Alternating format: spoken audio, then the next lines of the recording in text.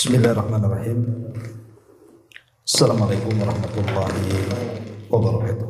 Kenapa ini? Feedback ya?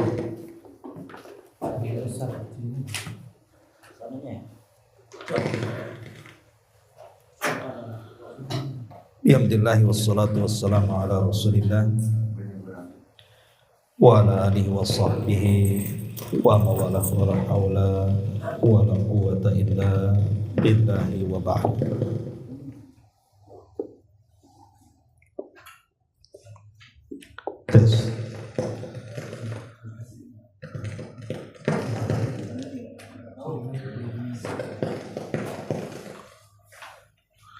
Coba agak jauh mungkin. Agak dijauhkan dari sini kan.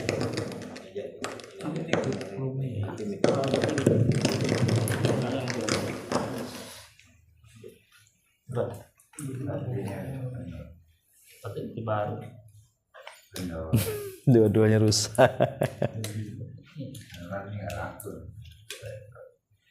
Harus beli yang mahal kayaknya nih. Iya kan udah menang. Udah menang.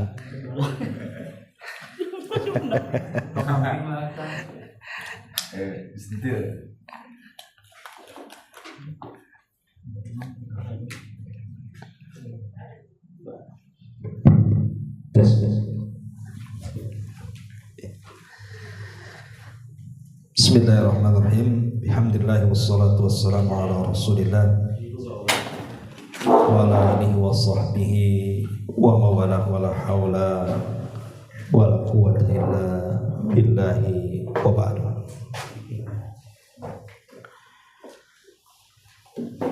Ma'asyiral muslimin wal muslimat rahimani wa rahimakumullah. Alhamdulillah di malam hari ini kita bisa melanjutkan kajian kita masih membahas tafsir singkat dari juz Aman, dan kita sudah masuk pada surah At-Takwir, di mana surah At-Takwir ini Allah Subhanahu wa taala bersumpah dengan 12 sumpah berturut-turut tentang kejadian-kejadian hal ihwal yang terjadi tentang hari kiamat, dan bagaimana dahsyatnya peristiwa hari kiamat itu.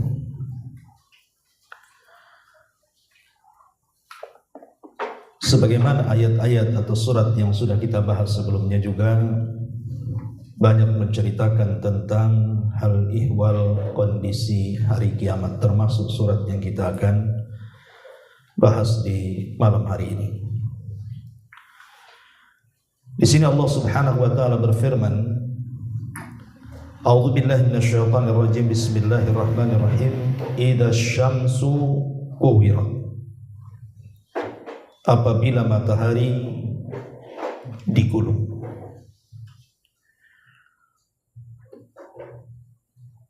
Kemudian Allah Subhanahu wa taala juga mengatakan wa idzan nujumu kadarat, dan apabila bintang-bintang itu berjatuhan. Wa idzal jibalu suyirat, dan apabila gunung-gunung diperjalankan. Wa idzal isyaru uddilat, dan apabila unta-unta yang bunting mulai ditinggalkan. Wa idzal wuhusu husyirat, dan apabila bintang-bintang liar dikumpulkan atau binatang-binatang liar dikumpulkan. Wa idzal biharu sujjirat, dan tatkala lautan juga dibakar. Kemudian Allah Subhanahu wa taala juga mengatakan wa idzan nufusu zuwijat, dan tatkala jiwa-jiwa dipertemukan. Dan Allah juga mengatakan wa idzas suhufu nusyirat, dan tatkala catatan-catatan amal dibuka lebar. Wa idzas samaa'u kusyitat, dan tatkala langit dilenyapkan. Dan Allah akhiri wa idzal jahimu syu'irat, dan tatkala neraka jahanam dinyalakan. Inilah 12 sumpah yang Allah Subhanahu wa taala bersumpah bicara tentang kejadian-kejadian hari kiamat. Yang pertama, Allah Subhanahu wa taala mengatakan idza syamsu kuwirat, tatkala matahari digulung. Bicara tentang matahari, kita tahu bahwa matahari adalah makhluk dari makhluk-makhluk Allah Subhanahu wa taala. Dan kalau seandainya kita bandingkan bumi dan matahari, menurut pakar peneliti, matahari 109 kali lipat dibandingkan besarnya bumi, dan jauhnya kononnya sekitar 150 kilometer. Wallahu alam, ini kan penelitian. Tapi yang jelas bahwa ketika Allah Subhanahu wa taala berfirman wa idza syamsu kuwirat, tatkala matahari digulung, apa yang dimaksud digulung di sini? Sebagian ahli tafsir mengatakan bahwa arti takwir adalah jam'u ba'di syai'i ila ba'd, dikumpulkan sesuatu dengan yang lainnya. Katakwiril imamati wa huwa luffuha ala ra'si, seperti serban yang melipatnya dan menggulungnya di atas kepala. Ada juga yang mengatakan bahwa takwir artinya idza rumiya biha, tatkala matahari dilemparkan. Dan ada juga yang mengatakan maksudnya takwir di sini artinya idza dhahaba dawuha, ketika cahayanya lenyap. Sehingga kemudian dapat kita simpulkan dari tiga penafsiran ini bahwa matahari itu kelak pada hari kiamat akan dilipat, kemudian akan dilemparkan dan dilenyapkan cahayanya. Itulah makna at-takwir. Ma'asyiral muslimin wal muslimat rahimani wa rahimakumullah. Kalau kita melihat matahari hari ini, kita tahu bahwa matahari adalah salah satu dari tanda-tanda kiamat. Ketika Allah Subhanahu wa taala berfirman dalam surah Al-An'am ayat 158, yauma ya'ti ba'du ayati rabbika la yanfa'u nafsun imanuha lam takun amanat min qablu aw kasabat fi imaniha khaira. Pada hari datangnya sebagian tanda-tanda Rabb, maka tidak berguna lagi iman seseorang bagi yang belum beriman sebelumnya, atau dia sudah beriman tapi belum berusaha berbuat kebaikan dengan keimanannya. Sebagian ahli tafsir ketika memberikan catatan kepada surah Al-An'am ayat 158 ini, bahwa nanti pada akhir zaman ada tanda-tanda kiamat itu kalau muncul, maka iman seseorang tidak ada gunanya. Lah Nabi SAW kemudian menjelaskan salah satunya adalah dzalika hina tatlu'us syamsu min maghribiha. Hal itu ketika terjadi matahari terbit dari arah barat. Al-Imam At-Tayyidi yang dinukilkan oleh Al-Hafidh Ibnu Hajar, beliau mengatakan bahwa peristiwa matahari terbit dari arah barat itu setelah terjadinya dukhon, jadi terjadinya asap tebal di langit, di mana asap ini akan menyakiti setiap orang kafir yang menghirupnya. Tetapi orang-orang yang beriman, ya paling tinggi hanya tersedak saja, flu dan yang semacamnya. Karena mereka tidak paham atau tidak kuat menahan rasa sakit dari hisapan dukhon yang merupakan tanda-tanda langit akhir zaman, maka mereka pun berdoa kepada Allah Azza wa Jalla agar dukhon ini dilenyapkan dan mereka akan beriman. Akhirnya Allah Subhanahu wa taala pun menghilangkan dukhon itu. Makanya Allah mengatakan fartaqib yauma ta'tis sama bidukhanin mubin. Dalam surah Ad-Dukhan, tunggulah bahwa nanti akan sampai kepada kalian waktu dukhon itu akan menyebar di tengah-tengah kalian. Dan dukhon ini tanda-tanda langitnya. Dia bukan asap dari bumi kemudian menggumpal di langit, tidak. Dia sudah ada di langit. Lah setelah kemudian dukhon hilang, maka kemudian terjadilah apa yang dikatakan dalam hadis ini, di mana ketika matahari tiba-tiba kemudian terbit dari arah barat yang sebelumnya dari arah timur, maka manusia terkejut karena ketika mereka sedang tertidur kemudian datang di waktu subuh, maka orang-orang yang beriman ya biasa mereka bangun kemudian salat subuh. Tapi orang-orang kafir dan fasik mereka tetap lelap tertidur sampai pada waktu ketika matahari harusnya terbit dari arah timur di pagi hari, matahari itu tak terbit. Kemudian mereka menunggu sampai siang hari, tak terbit juga. Ketika mereka menunggu sampai sore hari, tak terbit juga. Harusnya ketika matahari tenggelam dari arah barat, tiba-tiba muncul dari barat. Itulah yang kemudian disebut matahari terbit dari arah barat. Lah ketika itu semua manusia menangis. Tapi apa gunanya menangis? Kenapa? Karena Allah Subhanahu wa taala mengatakan la yanfa'u nafsan imanuha, di mana jiwa tidak akan berguna lagi keimanannya. Sekalipun ada orang penyembah berhala kemudian membanting berhalanya dan bertobat, tidak ada gunanya. Karena iman sudah ditutup dan tobat sudah ditutup. Makanya ulama mengatakan waktu tobat ditutup itu di dua waktu. Pertama ketika nyawa di tenggorokan, dan yang kedua ketika matahari terbit dari arah barat. Ma'asyiral muslimin wal muslimat rahimani wa rahimakumullah. Di dalam sebuah hadis Nabi SAW mengatakan, la taqumus sa'atu hatta tatlu asy-syamsu minal maghribi.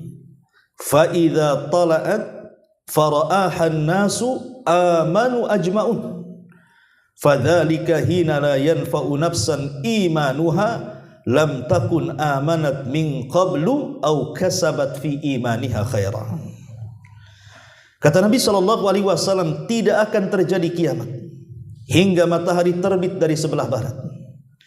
Jika ia telah terbit lalu manusia menyaksikannya, maka semua orang akan beriman ketika tidak lagi bermanfaat keimanan seseorang sebelum beriman sebelumnya, atau mungkin sudah beriman tetapi belum berbuat baik. Hadis ini menunjukkan bahwa kita disuruh untuk bersegera beramal saleh sebelum matahari terbit dari arah barat.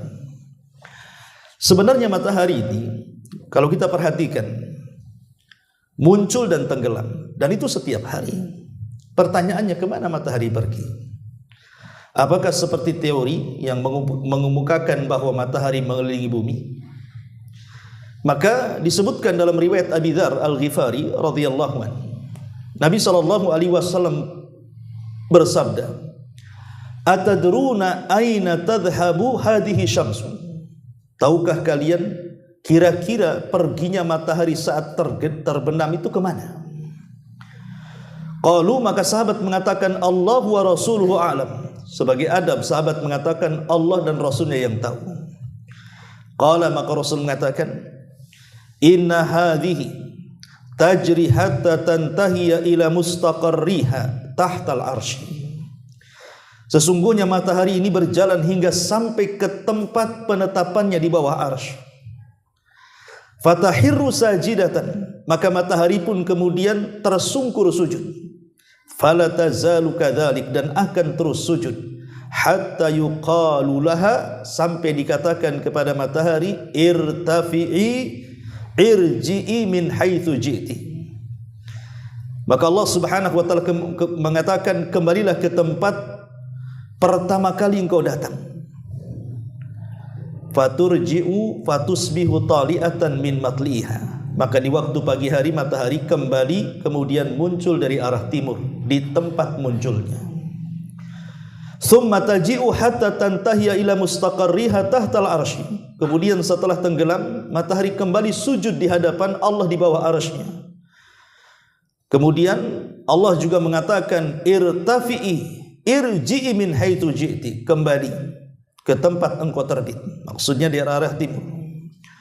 Fatarji fatusbihu tali'atan min matliha, maka matahari kembali kemudian masih terbit dari arah timur, dan begitu seterusnya sampai kemudian Nabi SAW mengatakan, atadruna mata dzalikum, ketika dikatakan kepada matahari bahwa hari ini waktunya engkau terbit dari barat, maka Nabi SAW bertanya kepada para sahabat, tahukah kalian peristiwa itu kapan? Maka Nabi SAW mengatakan, dzalika hina la yanfa'u nafsan imanuha lam takun amanat min qablu au kasabat fi imaniha khaira. Itulah ketika keimanan seseorang tidak ada gunanya.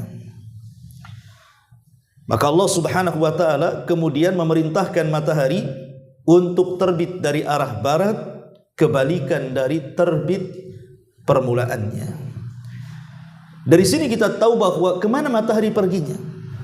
Berarti teori matahari mengelilingi bumi itu tidak benar kalau melihat konteks hadis ini, karena matahari tidak mengelilingi bumi. Tapi matahari setiap tenggelam dia menghadap Allah, kemudian bertanya apa tugasnya, apakah masih terbit dari arah timur ataukah harus terbit dari arah barat. Dan alhamdulillah sampai hari ini perintah Allah Subhanahu wa taala masih diterbitkan dari arah timur. Tapi nanti pada waktunya ketika keimanan seseorang tidak berlaku lagi, disitulah Allah Subhanahu wa taala katakan kepada matahari, irtafi'i asbihi tali'atan min maghribiki, kembalilah dan sekarang engkau harus terbit dari arah barat. Ma'asyiral muslimin wal muslimat rahimani wa rahimakumullah. Sehingga kalau kita melihat matahari, harusnya seorang yang beriman meresapi hadis-hadis ini. Jadi kalau seseorang yang beriman hendak tafakkur dengan makhluk Allah yang satu ini, matahari, harusnya diingatkan tentang kiamat. Oh, nanti satu hari matahari ini akan terbit dari arah barat dan tidak akan terbit lagi dari arah timur. Sebagian para ulama mengatakan berapa waktunya terbit itu. Ada yang mengatakan 1 hari, ada yang mengatakan 2 hari, ada yang mengatakan 3 hari. Setelah 3 hari, maka matahari akan kembali terbit dari arah timur dan tidak lagi dari arah barat. Jadi peristiwanya cuman paling lama 3 hari, kemudian dibalikan kembali. Ya. Tapi itu sebagai tanda, karena setelah matahari terbit itu semua akan menangis karena menyesali. Tapi apa gunanya penyesalan mereka? Makanya setelah peristiwa itu, kata Imam At-Tayyibi, maka Allah Subhanahu wa taala akan munculkan satu binatang melata dari perut bumi yang bisa bicara. Itulah yang disebut dengan dabatun minal ardh. Binatang yang keluar dari perut bumi yang tugasnya hanya menstempel saja. Kamu mukmin, kamu kafir. Sampai disebutkan ketika stempel itu kemudian mengecap di dahi-dahinya, menunjukkan bahwa si fulan mukmin, si fulan kafir. Kalau kafir tentu capnya hitam, tapi kalau mukmin capnya putih. Sehingga kemudian mulailah nama-nama manusia dilupakan sesama mereka. Sehingga panggilan itu tidak menyebut nama, tetapi hanya menyebut mukmin dan kafir, dan tidak ada ketersinggungan satu dengan yang lainnya. Kemana min? Ke pasar fir. Seperti itu. Jadi tidak ada lagi sebutan orang-orang dan tidak tersinggung. Ya, itulah makanya orang-orang sekarang aneh kalau orang kafir dikatakan kafir, yang marah orang yang muslim kan itu. Jangan dikatakan kafir. Nanti di akhir zaman enggak tersinggung orang itu. Nah di sini setelah kemudian peristiwa itu, ketika kemudian alamat-alamat tanda-tanda kiamat besar sudah muncul dan sudah lengkap semuanya, apa yang terjadi? Matahari dan bulan itu selamanya tidak akan ketemu, ikhwan. Karena matahari tenggelam, bulan muncul. Bulan tenggelam, matahari muncul. Kapan ketemunya? Tapi nanti pada hari kiamat, disebutkan dalam hadis Nabi SAW yang dikeluarkan Imam Bukhari, asy-syamsu wal qamaru mukawwarani yaumal qiyamah. Matahari dan bulan kelak pada hari kiamat akan dilipat dan digabungkan. Sebagian para ulama mengatakan, apa tujuannya? Bahwa matahari dan bulan itu akan digabungkan pada hari kiamat. Sebagian para ulama mengatakan, karena Allah Subhanahu wa ta'ala ingin menjadikan dua makhluk Allah yang menjadikan tanda-tanda kuasa Allah di bumi ini menjadi bahan bakar api neraka. Jadi keduanya akan menjadi bahan bakar api neraka. Jadi akan dimasukkan ke dalam api neraka. Kalau ada yang bertanya, apa dosanya matahari? Bukankah dia tidak berdosa? Tidak seperti kita masuk neraka wajar karena dosa-dosa yang kita lakukan. Dosa matahari apa? Kenapa kemudian kedua makhluk Allah yang besar ini masukkan ke dalam jahanam? Maka para ulama mengatakan, matahari dan bulan tidak berdosa. Allah hanya ingin membantah orang-orang yang ketika mereka hidup di bumi menyembah matahari bahwa keduanya bukan Tuhan. Matahari dan bulan itu bukan Tuhan. Makanya Allah Subhanahu wa ta'ala mengatakan, la tasjudu lisyamsi wala lil qamari wasjudu lillahi alladhi khalaqahunna in kuntum iyyahu ta'budun. Jangan kalian sujud kepada matahari dan bulan, tapi sujudlah kepada yang menciptakan keduanya jika kalian betul-betul beribadah kepada Allah Azza wa Jalla. Dan Allah juga mengatakan dalam surah Al-Anbiya ayat 99, innakum wa ma ta'buduna min dunillahi hasabu jahannama antum laha waridun. Sesungguhnya kalian dan apa yang kalian sembah selain Allah adalah umpan jahannam dan kamu pasti akan masuk bersama mereka ke dalamnya. Kata Imam Shinqiti rahimahullahu ta'ala, dia mengatakan, hadhil ayat tadullu ala anna jami'al ma'budati ma'abidiha finnari. Ayat ini menunjukkan bahwa seluruh sesembahan selain daripada Allah akan bersama para penyembahnya di neraka. Itulah jawaban kenapa matahari dan bulan dimasukkan dan dipendamkan ke dalam jahanam, bukan karena dosa kedua makhluk itu, tetapi hanya ingin menunjukkan bahwa keduanya bukan Tuhan. Inilah yang dimaksud idza syamsu kuwirat. Ma'asyiral muslimin wal muslimat rahimani wa rahimakumullah. Kemudian Allah Subhanahu wa ta'ala mengatakan, wa idzan nujumu kadarat. Dan tatkala bintang-bintang itu dijatuh-jatuhkan. Di dalam Al-Quran, Allah Subhanahu wa ta'ala ketika bicara soal bintang, Allah mengatakan, walaqad zayyana as-samaa'a ad-dunya bimasabiha wa ja'alnaha rujuman lisyayatin.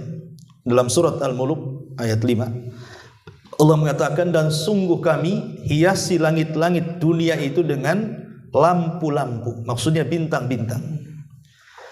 Dan kami jadikan lampu-lampu atau bintang-bintang itu rujuman lisyayatin, sebagai penembak bagi setan-setan yang berusaha naik ke atas langit. Sebelum Nabi SAW diutus, kita tahu bahwa jin-jin yang jahat atau syaitan itu naik ke atas langit. Jadi jin-jin itu mereka memiliki pos-pos di atas awan. Jadi di atas awan itu mereka membuat pos. Lah dari awan itulah kemudian, dari pos-pos di atas awan itu mulailah mereka memanjat ke langit dengan cara memanggu satu jin ke jin berikutnya, seperti orang yang panjat pinang sampai ke langit dunia, mendekati langit dunia. Lah apabila kemudian sudah mendekati langit dunia, maka jin yang paling atas itu, mereka mendengar percakapan Jibril alaihi salam ketika menugaskan malaikat-malaikat di langit dunia, apa tugas mereka di bumi. Karena apabila Allah Subhanahu wa ta'ala hendak memberikan tugas kepada para malaikat, maka akan ada bunyi seperti besi yang dipukul-pukul di batu keras, dan itu membuat suara yang membuat seluruh malaikat pingsan. Lah yang pertama kali siuman adalah Jibril. Kemudian Allah merintahkan Jibril agar malaikat ini dan itu bertugas di bumi. Setelah selesai, maka semua malaikat siuman dan bertanya kepada Jibril, tugas apa yang Allah tugaskan kepada kami? Maka Jibril menjelaskan tugasnya ini. Maka semua malaikat bertasbih dan bertakbir, dimulai dari malaikat yang ada di atas arsy dan sekitarnya. Kemudian Jibril turun ke langit yang ke-7, ke langit yang ke-6, sampai ke langit yang ke-1, langit dunia yang kita lihat hari ini. Maka semua malaikat bertasbih dan bertakbir, termasuk malaikat-malaikat di langit dunia juga bertanya, "Madza qala rabbukum ya Jibril?" Apa yang dikatakan Rabb kepada kita wahai Jibril? Jibril mengatakan qaulul haq. Ini kebenaran, maksudnya perintah-perintah. Lah ketika Jibril itulah kemudian memerintahkan antar malaikat satu dengan yang lainnya di langit dunia, terkadang ada satu kalimat yang terdengar oleh jin yang ada di bawah itu. Yang satu kalimat ini terkadang langsung dilemparkan ke jin yang di bawahnya, jin yang di bawahnya ke jin yang di bawahnya, sampai kepada jin yang ada di atas awan di pos-posnya itu. Lah dari jin-jin yang di pos-posnya itulah kemudian mereka turun ke bumi, kemudian memperjualbelikan kalimat itu dengan paranormal. Yang satu kalimat sudah dicampur adukan dengan kedustaan 99 kalimat. Jadi dari 100 kalimat itu yang benar cuma satu, tetapi 99 kalimat itu dusta. Makanya kalau seandainya dukun meramal sesuatu kemudian benar, itulah yang satu kalimat. Tapi itu pula yang diviralkan. Yang 99 kalimat yang dusta dan meleset itu tidak pula diviralkan. Seolah-olah dukun itu yang satu membenarkan ramalannya, tetapi yang lainnya disembunyikan. Lah, setelah kemudian diutusnya Nabi SAW, maka Allah Subhanahu wa taala tidak menghendaki adanya campur baur antara wahyu dengan perkataan jin. Makanya Allah memfungsikan langit, bintang-bintang yang tadinya bukan hanya menghiasi langit saja, tetapi bintang juga diperintahkan Allah untuk melempar setiap jin yang berusaha mencuri dengar. Sejak itulah langit tidak ada lagi jin yang berhasil naik ke atas. Tetapi masalahnya setelah diwafatkannya Nabi kita Muhammad SAW dan wahyu sudah terputus, mulai lagi mereka naik sampai hari ini. Nah dari sini kita tahu bahwa di antara fungsi bintang itu pertama penghias langit. Sebab langit tanpa bintang itu menyeramkan. Kita kalau melihat langit gelap itu seram, mau hujan aja kayak bawaannya kan. Tapi ketika langit itu bertebaran dan bertabur bintang, rasanya kita ingin memandang langit karena indahnya. Apalagi kemudian ada purnama di situ. Kemudian yang kedua, langit juga dijadikan pelempar syaitan. Maksudnya bintang-bintangnya. Dan yang ketiga, tentu sebagaimana surah An-Nahl 16, wa alamatin wa bin najmi hum yahtadun. Dan dengan bintang mereka bisa menjadikan kompas. Karena saya ingat dulu, saya itu pernah dulu diajak menangkap ikan. Itu masih udah puluhan tahun yang silam. Kebetulan ombaknya itu besar sekali. Ya. Ombaknya itu besar sekali. Saya satu perahu dengan Ustaz Mahbub waktu itu. Jadi cari ikan ke tengah lautan. Ombak gede kali. Sampai udahlah kita mati di situ karena baru pertama udah mabok, ombak besar kan. Tiba-tiba kemudian orang ini yang maksudnya yang membawa kapal ini selalu melihat ke langit. Apa maksudnya dia melihat ke langit itu? Kita ini yang sedang stres kan itu, takut terguling kapalnya. Dia terus perhatikan langit. Rupanya dia perhatikan bintang. Dan subhanallah dia tahu cara pulangnya. Zaman itu tidak ada kompas. Ya. Dan memang betul-betul walaupun kita kemudian dipinggirkan di tempat lain, kita suruh jalan kaki, tapi dia pulang sendiri. Ya. Tapi itu menunjukkan bahwa bintang itu bisa dijadikan kompas. Karena di zaman dulu kompas itu cuma dua. Kalau di malam hari mereka menjadikan bintang, kalau di siang hari menjadikan gunung. Orang dulu itu kalau melihat kompas mesti kalau siang hari lihat gunung dia. Ya. Tapi kalau di malam hari lihat bintang. Itulah fungsi bintang. Lah bintang yang beragam fungsinya ini, tentu yang paling tampak adalah menjadi sebuah keindahan tersendiri dari langit. Boleh jadi mungkin lampu-lampu lampion yang kita lihat hari ini di putkot atau mungkin juga itu niru langit kan itu ya. Mungkin dibuat kayak bintang-bintang mungkin ya. Sehingga jadi indah. Warung yang tadinya gelap jadi terang. Warung yang tadinya sepi jadi ramai kan itu. Bukan mau jajan, mau tengok lampunya saja. Tapi yang jelas bahwa keindahan itu akan segera hilang. Kapan itu? Wa idzan nujumun kadarat.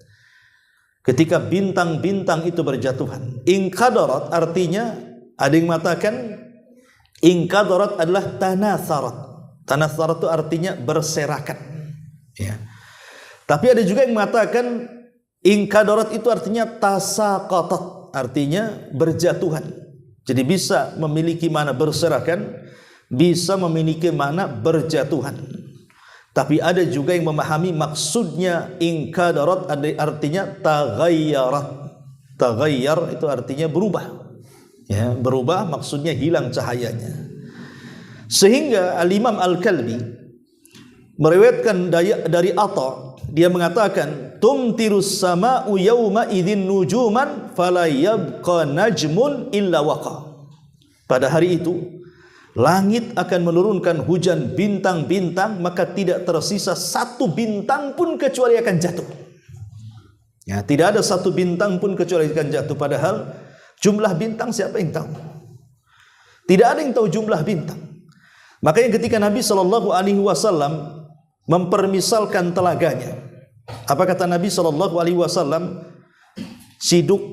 Tempat ciduknya atau bejana-bejana ciduknya itu sejumlah bintang di langit. Kan kata Rasul mengatakan seperti itu. Artinya saking banyaknya bintang di langit, lah itu semua jatuh semua. Ya. Sehingga kalau kita melihat dari tiga penafsiran, ada yang mengatakan berserakan, ada yang mengatakan berjatuhan, ada yang mengatakan hilang cahayanya. Kalau kita gabungkan berarti awalnya jatuh, kemudian berserak, kemudian hilang cahayanya. Dan itu kapan? Ketika terjadi kiamat. Dan itu sangat mengerikan. Karena bagaimanapun kalau sudah bintang berjatuhan, sementara bintang itu ada yang besarnya berkali lipat daripada bumi, gimana kalau seandainya menghempas bumi? Jangankan bintang besar, meteor saja, kalau seandainya menghempas bumi, itu sangat menakutkan. Dan ini menunjukkan kengerian hari kiamat. Kemudian Allah Subhanahu wa taala mengatakan wa idzal jibalu suyirat. Dan apabila gunung-gunung diperjalankan. Gunung adalah salah satu tanda yang tampak di mata. Bahkan keajaiban gunung ini tidak henti-hentinya para peneliti untuk menelitinya. Selain daripada keindahannya yang kemudian banyak dicari orang-orang yang suka naik ke gunung-gunung gitu ya. Kemudian dengan bangganya mereka memoto pemandangan dari atasnya. Lebih daripada itu, bahwa ada rahasia dalam gunung ini. Makanya Allah Subhanahu wa taala mengatakan wa ilal jibali kaifa nusibat. Dan lihatlah gunung-gunung itu, bagaimana Allah Subhanahu wa taala menancapkan gunung di bumi itu. Bahkan Allah Subhanahu wa taala kemudian menyebutnya gunung itu adalah rawasiya. Rawasiya itu artinya pasak. Pasak-pasak yang ditancapkan. Yang namanya pasak, kalau antum buat tenda, pamannya pasak 1 meter, ya kan? Kemudian antum tancap 1/2 meter, itu tidak akan kuat. Ya. Kalau seandainya yang naik ke atas dengan yang nancap ke bawah itu sama, pasti tidak akan kuat pasak itu. Tapi kalau seandainya pasak ini yang nancap ke dalam lebih dalam, pamannya 1 meter disisai cuma 20 cm. Berarti yang nancap lebih dalam kan daripada yang keluar ke bumi, maka itu akan kokoh. Artinya bumi yang menjulang, gunung yang menjulang di hadapan kita itu, ketinggiannya itu tidak lebih panjang dibandingkan yang nancap ke bumi gitu maksudnya. Jadi kalau seandainya dibalik gitu maksudnya, ya gunung itu dibalik, ya, maka gunung yang ada di bawah bumi itu lebih tinggi dibandingkan yang di atas bumi, karena pasak otomatis lebih dalam. Lalu apa fungsinya? Inilah kemudian rahasia gunung itu, supaya stabil bumi ini, supaya tidak mudah gempa, tidak mudah lini, supaya manusia berjalan dengan stabil, sehingga kita bisa berjalan dan tidak oyang dan begitu seterusnya. Dan ini keajaibannya. Makanya kalau kita bercerita tentang gempa itu kan ada namanya vulkanik, ada namanya tektonik kan itu ya. Nah, vulkanik itu kan ada geseran gunung itu. Makanya banyak gunung yang meletus. Lah dari sini kita tahu bahwa itulah keajaiban gunung. Kenapa Allah tancapkan di bumi? Supaya stabil kehidupan manusia. Tapi gunung ini satu hari akan menyebabkan gempa yang sangat besar. Kapan itu? Ketika Allah Subhanahu wa taala berfirman di sini, wa idal jibalu suyirat, dan tatkala gunung-gunung itu diperjalankan. Ada dua pendapat para ulama. Maksud gunung suyirat diperjalankan itu apa? Ada yang mengatakan bahwa maksudnya adalah quliat minal ardi wa suyirat fil hawa. Maksudnya dicabut dari pasaknya lalu dijadikan berjalan terbang di udara. Cabut kemudian diterbangkan ke langit. Itu makna suyirat. Ada juga makna suyirat artinya tahawuluha an manzilatil hijarati fatakunu kathiban mahila, yaitu berubah dari bebatuan yang kokoh menjadi debu yang berhamburan. Jadi awalnya gunung itu batu-batu yang kokoh, tiba-tiba Allah Subhanahu wa taala jadikan seperti kapas. Tidak ada lagi kekuatan. Makanya kemudian disebutkan di dalam surah An-Naba, Allah mengatakan wasuyiratil jibalu fakanat saraba, dan gunung-gunung pun dijalankan sehingga menjadi fata morgana. Bahkan lebih tegasnya dalam surah At-Toha, dalam surah Toha ayat 105 Allah mengatakan yas'alunaka 'anil jibal faqul yansifuha rabbi nasfa. Dan mereka bertanya kepadamu ya Muhammad tentang gunung-gunung pada hari kiamat. Maka Allah jawab, maka katakan wahai Muhammad, Rabbmu akan menghancurkan pada hari itu sehancur-hancurnya. Dan Allah juga mengatakan dalam surah Al-Waqiah wa bussatil jibalu bassa fakanat haba'an membatha, dan gunung-gunung dihancurkan sehancur-hancurnya, maka jadilah dia seperti debu-debu yang berterbangan. Dan Allah mengatakan dalam surah Al-Qari ayat 5 wa takunul jibalu kal'ihnil manfush, dan gunung-gunung seperti bulu yang dihambur-hamburkan oleh angin. Jadi ada yang berusaha kemudian menggabungkan peristiwa ini dari berbagai macam ayat. Jadi pertama gunung itu akan dicabut dari pasaknya, kemudian akan diperjalankan, kemudian akan diterbangkan, kemudian akan dibenturkan satu gunung dengan gunung yang lainnya, sehingga bebatuan itu hancur, kemudian kembali ke bumi hanya seperti pasir-pasir yang sudah tidak berbentuk gunung lagi. Kenapa kemudian gunung seperti ini? Di dalam Al-Quran Allah Subhanahu wa taala mengatakan wa idzal ardu muddat, karena Allah Subhanahu wa taala ingin menjadikan bumi kelak pada hari kiamat muddat, terhampar. Tidak ada lagi yang tinggi, tidak ada lagi yang merendah, tidak ada lagi gunung, tidak ada lagi bukit, tidak ada lagi lembah. Jadi semua rata.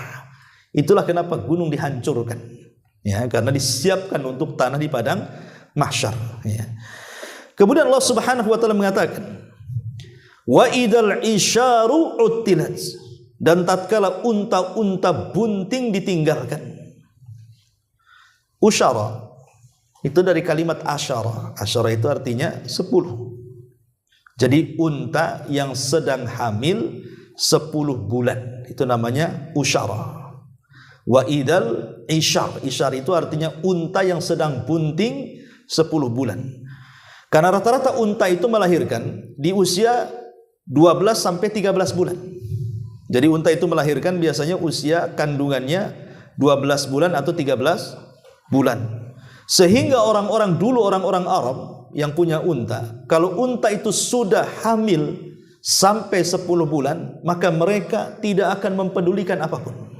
Mereka akan terus memantau untanya sampai melahirkan. Kenapa?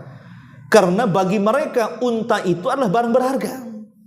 Ibaratnya sekarang ini ya mobil yang paling mewah apalah kan begitu ya, yang harganya miliaran begitu. Maka akan dirawat, akan dicuci, pokoknya akan diperhatikan jangan sampai hilang, jangan sampai lecet. Nah, kurang lebih seperti itu. Karena mereka, unta bagi mereka adalah kendaraan mereka. Karena unta itu barang berharga. Mereka safar dengan unta. Mereka menjadikan unta sebagai mahar. Mereka menjadikan unta sebagai tunggangan. Mereka menjadikan unta sebagai tempat belanja, mengangkut dan begitu seterusnya. Jadi fungsi unta itu banyak. Sehingga karena unta itu barang berharga, makanya Nabi SAW selalu mempermisalkan dengan unta. Seperti namanya sabda Rasul kepada Ali radhiyallahu an, "Ya Ali, la an yahdiyakallahu bika rajulan wahidan khairun laka min humrin na'am." Wahai Ali, kalau lantaran lisanmu satu orang mendapatkan hidayah, itu lebih baik daripada unta merah. Kenapa kemudian Nabi SAW menyebut-nyebut unta? Bahkan ketika Nabi SAW mengatakan apabila di hari Jumat kemudian orang yang pertama kali masuk dan mendapatkan saf pertama, maka seolah-olah dia menyembelih seekor unta dan disedekahkan. Selalu unta itu dinomorsatukan. Ya, karena unta itu barang berharga di zaman itu. Apalagi unta bunting 10 bulan. Lah subhanallah. Di sini Allah Subhanahu wa taala sebenarnya ingin menjelaskan kepada kita bahwa nanti pada hari kiamat harta itu tidak ada gunanya lagi. Harta itu tidak ada gunanya lagi. Dengan mempermisalkan unta, karena memang unta itu barang berharga di zaman itu. Bahkan yang paling berharga itu akan ditinggalkan. Yang tadinya mereka memperhatikan sampai kelahirannya, itu tidak mungkin diperhatikan lagi. Karena dahsyatnya hari itu.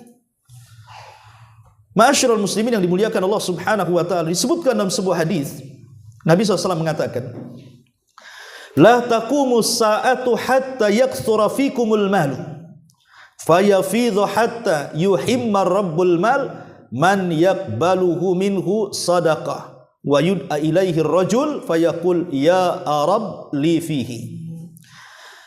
Kata Nabi SAW, tidak akan tiba hari kiamat sehingga harta menjadi banyak pada kalian, harta itu terus melimpah dan melimpah sehingga membingungkan pemiliknya. Siapakah yang mau menerima sedekah darinya? Lalu seseorang dipanggil, kemudian dia berkata, aku tidak membutuhkannya. Dalam hadis yang lain, la ya'tiyanna 'alan nasi zaman yatufur rajulu fihi bis sadaqati minadh dhahabi lam thumma la yajidu ahadan ya'khudhuhu minhu. Sungguh akan datang pada manusia di satu zaman di mana seseorang berkeliling dengan membawa harta sedekah emasnya, kemudian tidak ada seseorang pun yang mau menerimanya. Artinya bahwa nanti di akhir zaman, bahwa apa yang disabdakan Nabi SAW, innallaha zawaliyal arda fara'aitu masyariqaha wa magharibaha wa inna ummati sayablugu mulkuha ma zuwiyali minha wa utitul kanzainil ahmara wal abyadha. Sesungguhnya Allah mendekatkan bumi untukku sehingga aku dapat melihat bagian timur dan baratnya. Dan sesungguhnya kekuasaan umatku akan mencapai bagian bumi yang telah didekatkan kepadaku. Dan aku diberikan dua harta simpanan, maksudnya emas dan perak. Ma'asyiral muslimin yang dimuliakan Allah Subhanahu wa taala, artinya Rasul bersabda seperti ini wahyu, bahwa nanti umat manusia, maksudnya kaum muslimin, akan melimpah ruah kekayaan yang luar biasa. Sampai-sampai orang yang menerima sedekah sudah tidak mau menerima sedekah karena sudah sama-sama kaya. Kapan itu? Ada yang mengatakan bahwa ketika di zaman para sahabat Nabi SAW dan juga di zaman para tabi'in itu kan banyak penaklukan negara. Dan bisnis yang paling cepat kaya itu ya penaklukan negara. Karena kalau negara itu sudah ditaklukkan, dapat emas, dapat segala-galanya kan gitu. Sehingga kaum muslimin merumpah luah gitu ya hartanya.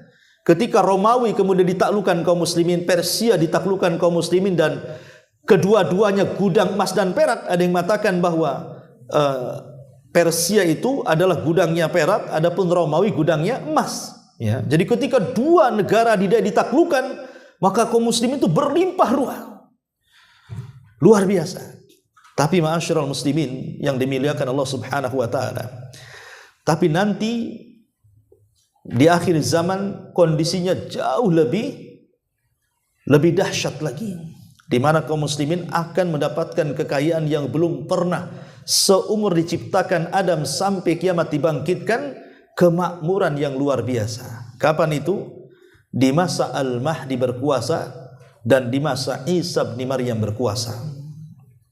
Itu kehidupannya luar biasa sampai Rasul mengatakan tuba, beruntunglah orang-orang yang hidup di masa itu, karena luar biasa. Tetapi rupanya dunia ini ada batasnya.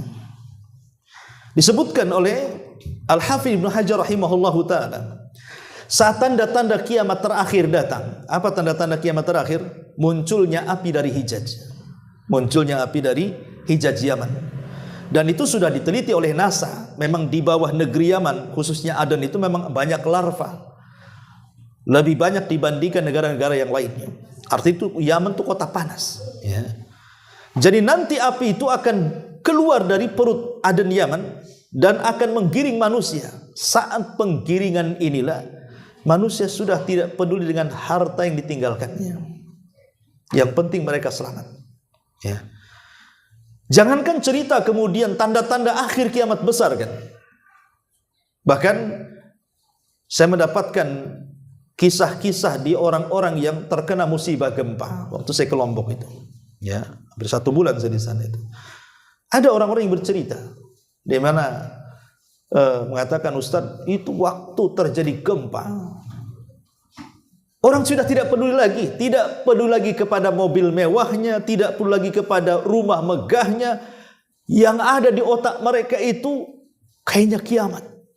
Masing-masing ingin menyelamatkan diri mereka. Terkadang saudara tidak ingat dengan saudaranya.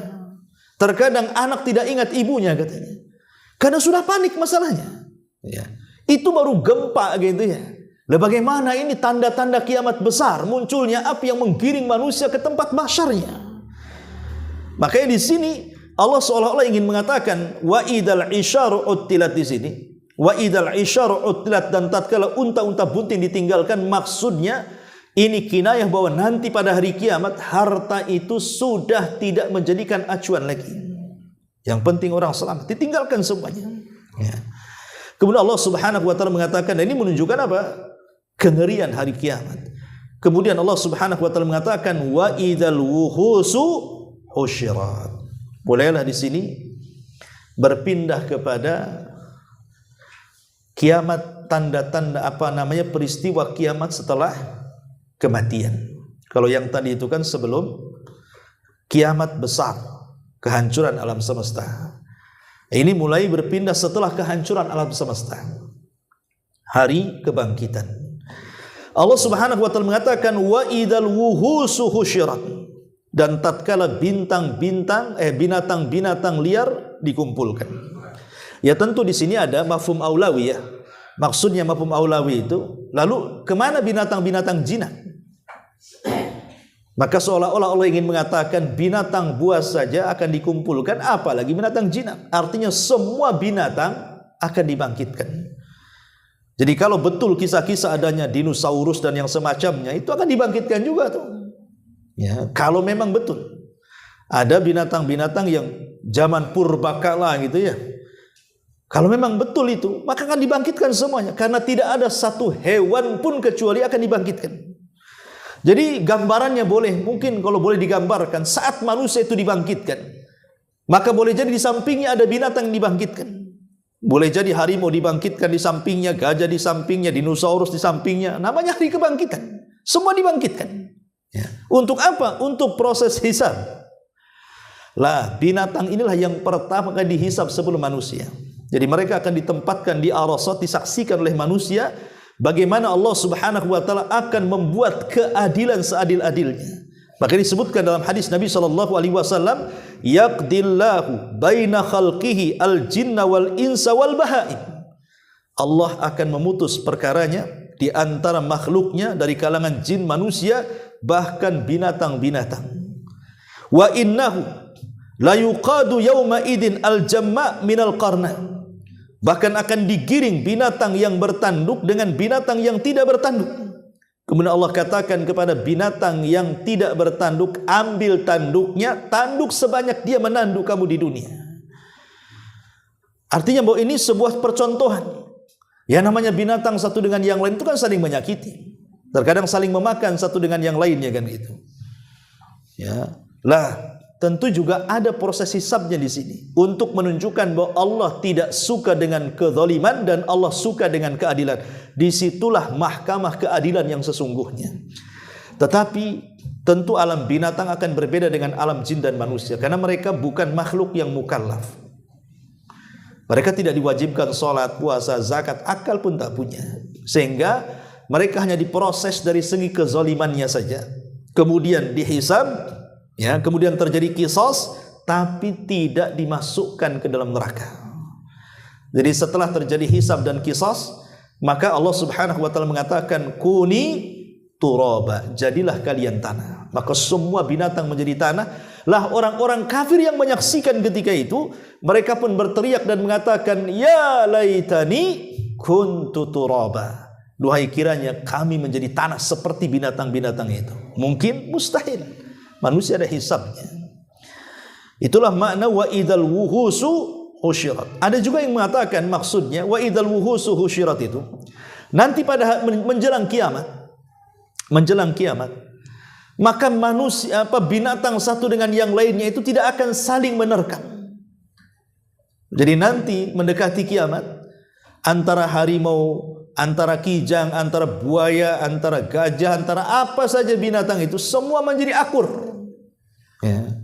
Seolah-olah tidak bermusuhan lagi satu dengan yang lainnya. Itu juga ada yang mentafsirkan demikian wa idzal wuhusyu husyirat, dan mereka bisa dengan manusia sama. Jadi manusia tidak takut harimau, harimau pun juga tidak takut manusia. Kapan itu? Saat Isa bin Maryam berkuasa. Saat Isa bin Maryam berkuasa, kemudian bumi mengalami berkah yang luar biasa. Disitulah orang tidak takut dengan binatang buas dan binatang buas juga tidak takut manusia. Seolah berkawan antara manusia dan binatang. Karena itu memang masa-masa adalah keberkahan dunia. Ada yang mentafsirkan wallahu alam seperti itu. Kemudian yang nomor 6. Ayat yang ke-6, wa idzal biharu sujirat. Dan tatkala lautan dibakar. Masyarul muslimin yang dimuliakan Allah Azza wa Jalla, di dalam surah Luqman ayat 20 Allah mengatakan, alam taraw anna Allah sakhkhara lakum ma fis samawati wa ma fil ardi wa asbagha alaikum ni'amahu zahiratan wa batinah wa minan nas may yujadilu fillahi bighairi ilmin wala hudan wala kitabim munib. Tidakkah kamu perhatikan sesungguhnya Allah telah menundukkan untukmu apa yang ada di langit dan apa yang ada di bumi, dan menyempurnakan untukmu nikmat lahir ataupun batin. Tentu yang dimaksud yang ada di bumi termasuk lautan. Allah tampakkan nikmat-nikmatnya untuk kita. Dan lebih tegas lagi dalam surah An-Nahl ayat 14, huwallazi sakharal bahra litakulu minhu lahman tariyan wa tastakhriju minhu hilyatan talbasunaha wa taral fulka muakhira fihi wa litabtagu min fadlihi wa la'allakum tashkurun.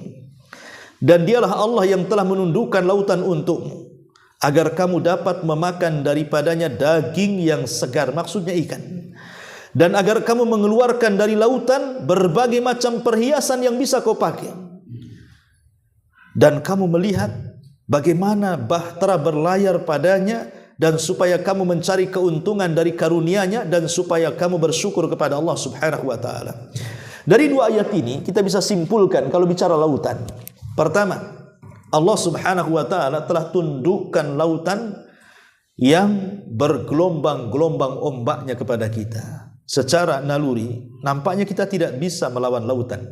Tapi buktinya akhirnya lautan bisa ditundukkan kepada manusia kan? Bisa.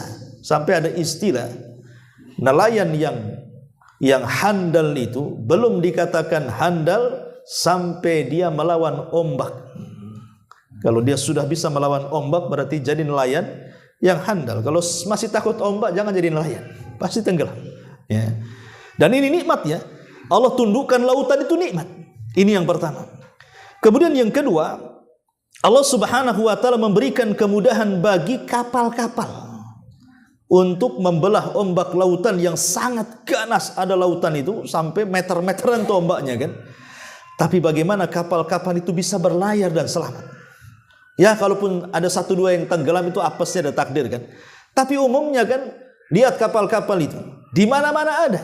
Padahal ombaknya setinggi-tinggi pohon kelapa, tapi mereka bisa tundukkan. Ya, ini satu nikmat Allah Subhanahu wa taala sehingga kita bisa mengangkut macam-macam dalam kapal itu. Kemudian yang ketiga, bahkan Allah Subhanahu wa taala halalkan ada rizki yang banyak di dalamnya. Ketika Nabi SAW ditanya soal air lautan, apakah boleh digunakan berwudu, Rasul bukan hanya menjawab pertanyaan tapi menambah jawaban. Kata Rasul SAW, at-tuhuru ma'uhu al-hillu maitatuhu. Oh, suci air lautan untuk digunakan wudu, bahkan kalau kau makan bangkainya pun halal, kata Rasul. Artinya semua binatang yang ada di lautan itu halal, kecuali kapal laut, ya kan? Itu pun keras katanya. Kalau renyah mungkin dimakan juga. Artinya bahwa semua yang di lautan itu halal kan? Memang ada diperselisihkan. Sebagian ulama kalau nggak salah Malikiyah atau apa yang mengatakan bahwa kecuali binatang-binatang lautan yang menyerupai binatang-binatang buas daratan seperti buaya, ya, atau seperti anjing laut, ya, dan begitu seterusnya. Tapi pendapat yang kuat wallahu alam bahwa sabda Rasul itu umum, al-hillu maitatuhu, halal bangkainya, tanpa ada istisna pengecualian. Artinya selama binatang itu hidup di lautan dan dia tidak pernah ke daratan, memang hidup di lautan, maka halal. Kalaupun seandainya haram itu bukan karena bangkainya, tetapi mungkin karena memadaratkan seperti beracun dan yang semacamnya, karena racunnya bukan karena bangkainya. Tapi kalau seandainya racunnya bisa dibuang dan bisa dimakan kan jadi halal, ya. Jadi ini juga salah satu bentuk bagaimana nikmat Allah dari lautan. Yang keempat, bahkan lautan itu juga bisa mengeluarkan perhiasan.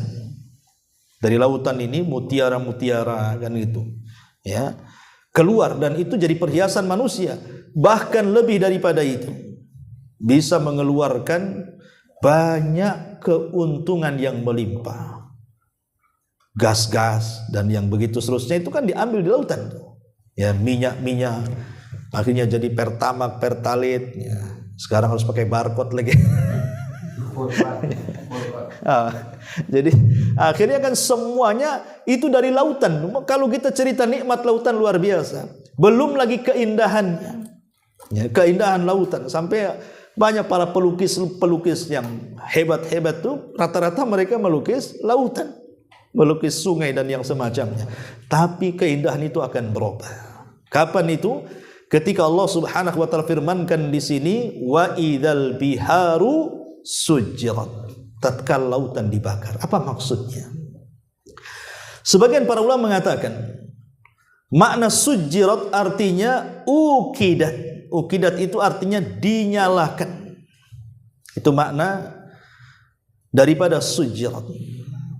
Tapi ada juga yang mengatakan makna sujjirat artinya muliat, artinya penuh. Jadi air lautan itu akan naik kemudian akan tumpah di daratan. Karena kalau kita juga teori ilmu fisika juga memang lautan lebih tinggi dibandingkan daratan kan itu ya. Tapi kuasa Allah, air lautan tidak hempas ke daratan.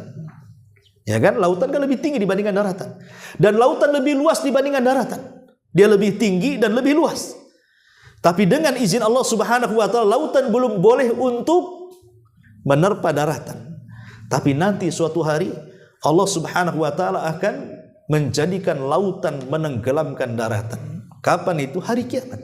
Karena makna sujjirat ada yang mengatakan dinyalakan, ada yang mengatakan muliat artinya akan dipenuhkan di daratan. Sehingga Imam Mujahid mengatakan, ya, fujjira ba'duha fi ba'din al-adhbu wal milhu fasaratil bukhuru kulluha bahran wahidan.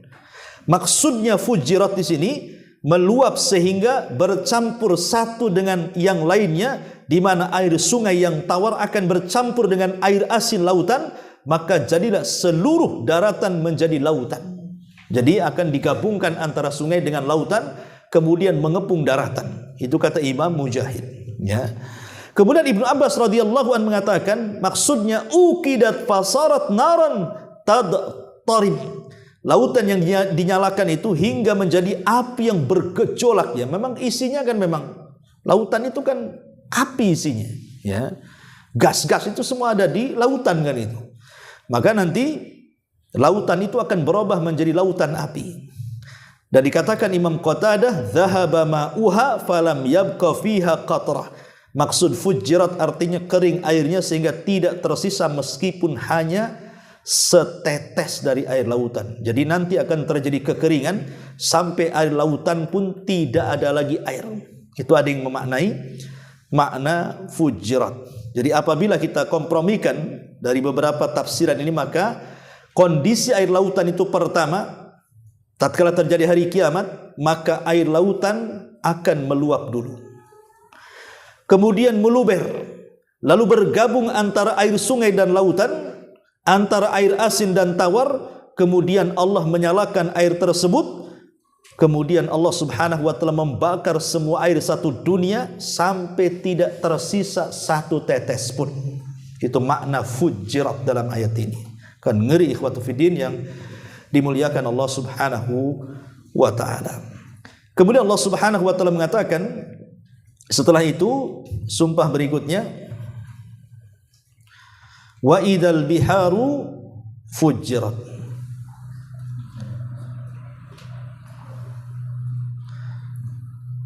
Ayat yang keberapa tadi? Ayat ke-7. Wa idzan nufusu zuwizat. Wa idzan nufusu zuwizat, dan tatkala jiwa-jiwa dipertemukan atau dipersatukan. Ada 3 penafsiran para ulama. Ada yang mengatakan maksudnya jiwa itu dipertemukan saat tiupan sangkakala yang kedua. Jadi saat Allah Subhanahu wa taala membangkitkan manusia. Kita tahu bahwa manusia sejak Adam alaihissalam sampai manusia terakhir diwafatkan, kan sebagian mereka sudah menjadi tanah. Sebab kalau masih utuh susah orang menguburkan, otomatis sudah jadi tanah kan begitu. Tetapi apakah semua badan yang dikubur oleh tanah itu semuanya menjadi tanah? Tidak. Ada satu benda dari tubuh manusia yang tidak mungkin hancur. Terkadang benda ini tidak bisa dilihat kecuali oleh alat-alat. Apa itu? Tulang ekor manusia. Tulang ekor ini tidak akan hancur. Karena di antara, kata Imam Barbahari dalam kitab Syarhus Sunnah, dia mengatakan ada sekitar 7-8 makhluk yang tidak mungkin hancur saat kiamat dibangkitkan. Salah satunya adalah tulang ekor. Walaupun kecil, bahkan tidak tampak, harus pakai alat pembesar gitu, tapi itu tidak akan hancur. Karena dari tulang ekor itulah manusia dibangkitkan. Jadi saat kemudian Israfil sebelum meniup sangkakala, Allah Subhanahu wa taala akan turunkan hujan. Lah setiap tulang ekor itu akan tersentuh dengan air. Makanya Allah mengatakan wa ja'alnal ma likulli syai'in hayyin, dan kami jadikan air itu segala sesuatu bisa hidup. Lah air itulah yang kemudian menembus setiap tulang ekor sejak zaman Adam sampai yang terakhir mati. Kemudian mereka pun tiba-tiba secara ajaib kembali. Tulang mereka kembali, daging mereka kembali, semua kembali seperti manusia. Kemudian setelah itu Allah Subhanahu wa taala gempakan padang mahsyar itu untuk melempar isi-isi kuburan ke permukaan. Itulah yang Allah mengatakan wa akhrajatil ardu athqalaha, dan kami keluarkan beban-beban bumi ke permukaan. Atau Allah mengatakan wa alqat ma fiha wa takhallat, dan kami kosongkan isi-isi bumi karena dilempar ke permukaan, maksudnya jasad-jasad manusia. Lah ketika jasad manusia segitu banyaknya itu dengan jasad binatang di padang mahsyar itu, disitulah Israfil pertama kali dibangkitkan dan disuruh untuk meniup sangkakala yang kedua. Ketika Israfil meniup sangkakala yang kedua, disitulah Allah mengatakan wa idzan nufusu zuwizat, dan ketika ruh melesat dari tempatnya masing-masing. Ruh orang-orang yang beriman diletakkan di Iliyin, Ruh orang-orang kafir diletakkan di sijin, maka pintunya akan dibuka semua melesat dan akan kembali ke jasad-jasad manusia tanpa tertukar, satu jasad dengan ruhnya masing-masing. Mulailah mereka hidup. Itulah arti wa idzan nufusu zuwijat. Makna yang kedua, maksudnya wa idzan nufusu zuwijat, tatkala jiwa-jiwa dipertemukan, maksudnya adalah masing-masing pada hari kiamat akan dikumpulkan dengan jenisnya. Jadi orang Yahudi akan dikumpulkan dengan Yahudinya, Nasrani akan dikumpulkan dengan Nasraninya, Hindu akan dikumpulkan dengan Hindunya, Buddha akan dikumpul, termasuk kaum muslimin. Dan semua orang yang menyembah akan dikumpulkan dengan sembahannya. Yang ini sesembahan dengan sapi, ya kumpul dengan sapinya. Ini yang ular sendok dengan ular sendoknya. Ini yang dengan, pokoknya dengan akar, dengan apa, semuanya akan dikumpulkan dengan sesembahannya. Itu makna wa idzan nufusu zuwijat. Ada juga yang mengatakan, karena ada ayat yang mengatakan wa kuntum azwazan thalathan, ya, dan kamu menjadi 3 kelompok. Fa ashabul maimanati ma ashabul maimana, wa ashabul masy'amati ma ashabul masy'ama, was-sabiquna as-sabiqun ulaikal muqarrabun. Yaitu golongan kanan, alangkah mulianya golongan kanan, dan golongan kiri, alangkah sengsaranya golongan kiri, dan orang-orang yang paling dahulu beriman, merekalah yang paling dahulu masuk ke dalam sorga, mereka itulah orang-orang yang dekat dengan Allah. Dan Allah juga mengatakan dalam surah As-Saffat, uhsyurul ladzina zalamu wa azwajuhum wa ma kanu ya'budun. Perintahkan kepada para malaikat, kumpulkan orang-orang yang zalim beserta teman sejawat mereka dan apa yang dahulu mereka sembah di bumi. Kumpulkan masing-masing. Ini tafsiran yang kedua. Dan tafsiran yang ketiga, maksudnya jiwa-jiwa orang-orang yang beriman akan dipertemukan dengan para bidadari. Dan itu disebutkan di dalam surah dalam Al-Quran. Maksudnya penafsiran Atha di sini, zuwijat nufusul mu'minina bil huril in. Mana zuwijat artinya jiwa-jiwa kaum mukminin akan dipertemukan dan dinikahkan dengan para bidadari. Ini 3 penafsiran wa idzan nufusu zuwijat. Kemudian ayat ke-8, wa idzal mau'udatu su'ilat. Ya. Wa idzal mau'udatu su'ilat bi ayyi dzambin qutilat. Dan tatkala bayi-bayi perempuan yang dikubur hidup-hidup kemudian ditanya, atas dosa apa kalian membunuh aku? Karena begini ikhwan, di zaman jahiliyah dulu, di zaman jahiliyah kita tahu bahwa anak laki-laki emas bagi mereka dan anak perempuan itu merupakan kehinaan bagi mereka. Sehingga Allah Subhanahu wa taala gambarkan, idza busyira ahadukum bil untha dhalla wajhuhu muswaddan wa huwa kadhib. Jadi apabila dihabarkan gembira kepada mereka kelahiran anak perempuan, justru mereka marah. Dan mereka berusaha yatawara minal qaum, menyembunyikan. Ya, jangan sampai orang tahu dia punya anak perempuan, karena itu aib yang luar biasa. Makanya kemudian Allah mengatakan yatawara minal qaumi min su'i ma busyira bih ayumsikuhu ala hunin am yadussuhu fit turabi ala sa'a ma yahkumun.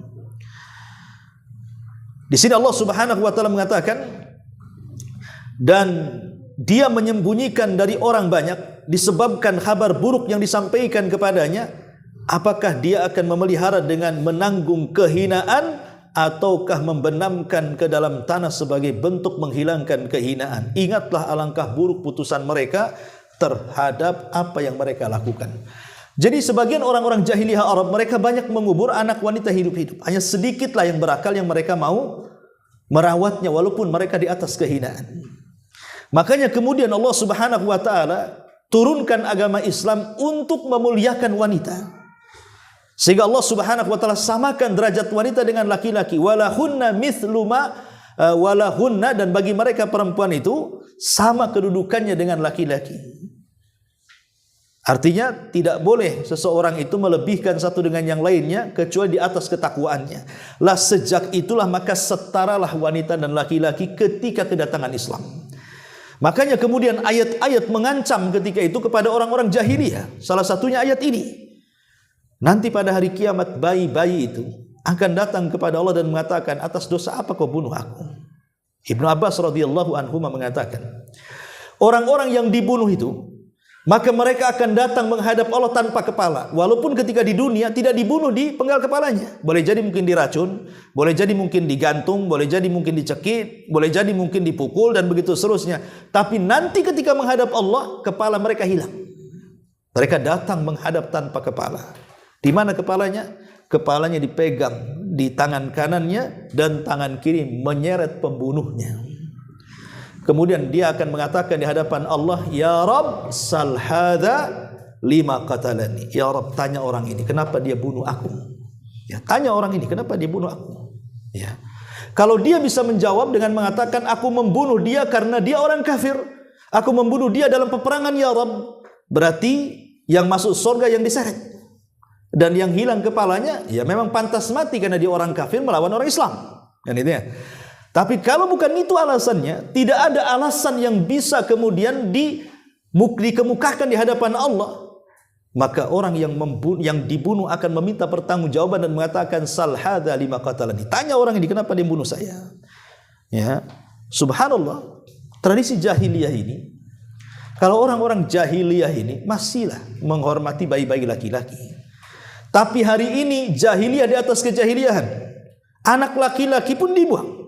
Entah karena malu ini anak dari hasil zina, nggak peduli mau laki-laki mau perempuan. Yang jelas ini akan memalukan. Akhirnya apa? Dibuang di tong sampah, dibuang di kresek, dibuang di macam-macam. Batam ini antum udah paham lah. Ya, banyak sampai dulu ada istilah buang anak gitu.